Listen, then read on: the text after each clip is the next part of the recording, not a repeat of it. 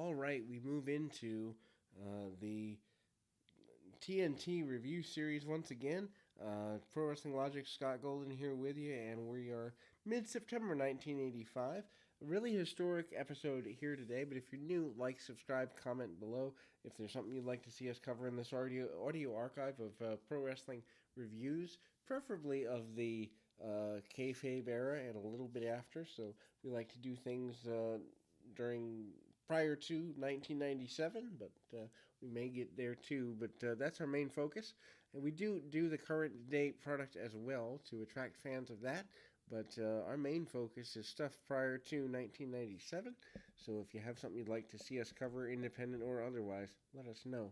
And we will do our best to endeavor to do that. But this is a historic occasion on TNT and a segment that you, if you are an old school WWF fan, might like to see. This is the introduction of one Miss Elizabeth, Randy Savage's wife, manager, partner in crime, and all those points in between. This is the introduction of her onto WWF television. Now, a lot of people don't know this, but there was talk of bringing Missy Hyatt in for the role, at least preliminary talk anyway. And Savage said, "Well, I have a wife that I'd like to have on the road anyway. Let's look at her and look at her as a possibility, and the rest is history." But a lot of people don't know that Missy Hyatt was at least temporarily considered for that role. Randy Savage joins the program to kick us off, and he is hyped and ready. He is talking about taking on Hulk Hogan, talks about taking on everybody he possibly can, just going completely off.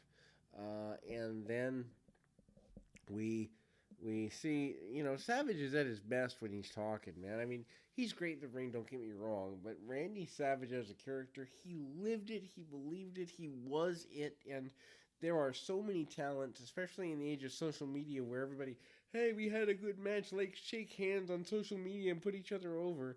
That's not what Randy Savage would have done. That's not the world he lived in or ever would have lived in. Randy is phenomenal here, and we see him in a enhancement match with Jim Young. Young, who is a really good athlete, who does get some offense in the enhancement matches he has, but he has been used for the last several months here on TNT to put people over, and this is no different. Savage with some body slams, the knee, the double axe handle, and that monster top rope elbow. I look back at that, and maybe it's because I'm from the video game era, but and I remember the elbow just being a thing of beauty. But man, Randy Savage would nail you with that flying elbow off the top. Brutal sometimes, especially in the early days when he was trying to get himself over. Obviously, if he liked you, he might have been a little softer, but boy, that's pretty intense. Of course, post match, all the managers are around about, and Savage does bring out his new manager, his manager Elizabeth. She walks through the door, and I think Vince McMahon needs a crane to pick his tongue off the floor. He is stunned. He is enamored. He is impressed. Elizabeth, who doesn't say anything during that initial segment, does later in the program, though. Savage proclaims that he is the best in the WWF, and he's out to prove it. Says he's got the best manager and about to prove he is the best. He claims he's going to be world champion, and he's predicting the future. I mean, he's a few years early, but by 1988, he is the world champion. By 1986, less than a year later, he is the Intercontinental Champion. Matter of fact, this is September, so October, November, December, January, February. 5 months later, he's the Intercontinental Champion here. Just really, they put a rocket on Randy Savage, if you think about it. Elizabeth, who is very meek and mild-mannered, to say the very least, Savage does something he doesn't normally do, allows her to speak, and she is enamored with him as one would expect her to be. She says she doesn't know about his cheating tactics, but she knows he's a winner, and he is anything but going to do anything but win, and she's expecting the best from him. Ricky Steamboat's says he loves to push the limits, loves to push his body to the limits, loves to push the limits in the ring, loves to test himself. He then has a enhancement match with Dan Rhinami or Rhinanti or something like that. Not a name that I'm very familiar with and probably don't need to be because chances are if he's an enhancement talent, he's not going to be around very long.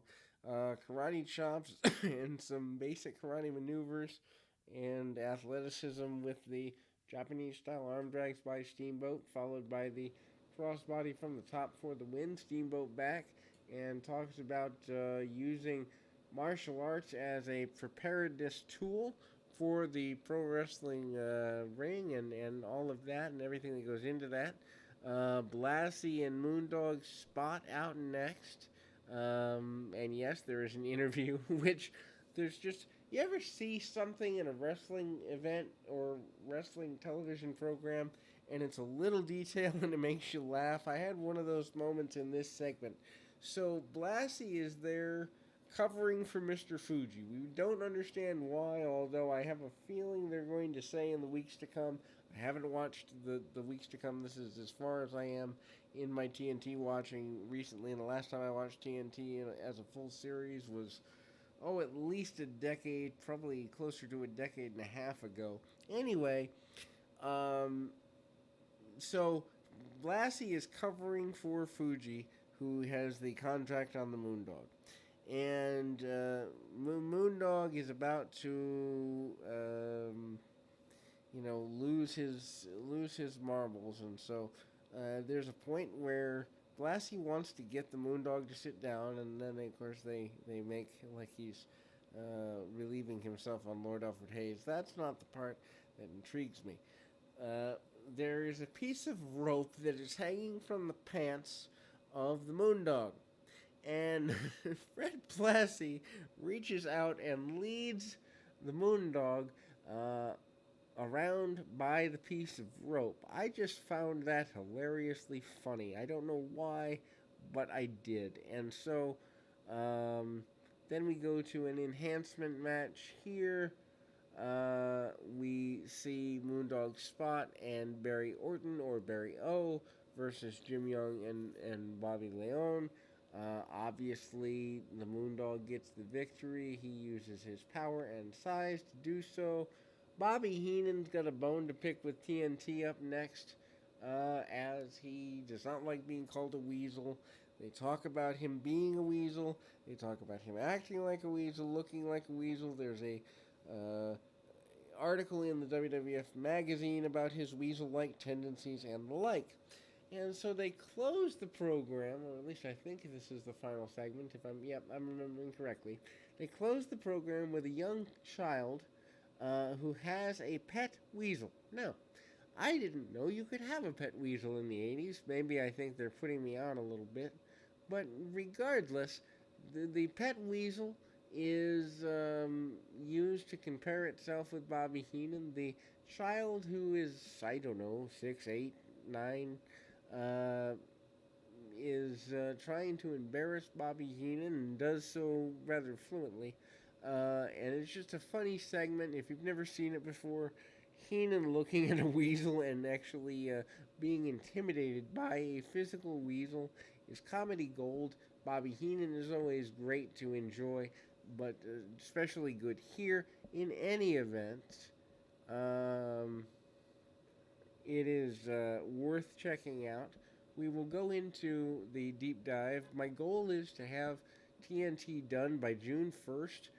That would be 49 episodes or so in the next just over 10 days.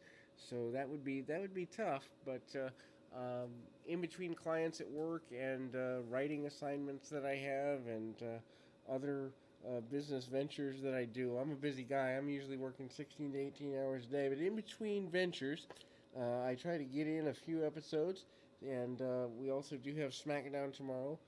Please send your condolences to my brain cells. We do have the AEW pay-per-view this weekend, Double or Nothing, the second edition of that, worth checking into. I think there's a UFC event this weekend that if I have any time left over, unlikely but possible, I'd like to cover that as well. But comment below what you'd like to see us cover. Till next time, keep your feet on the ground, your mind in the moment.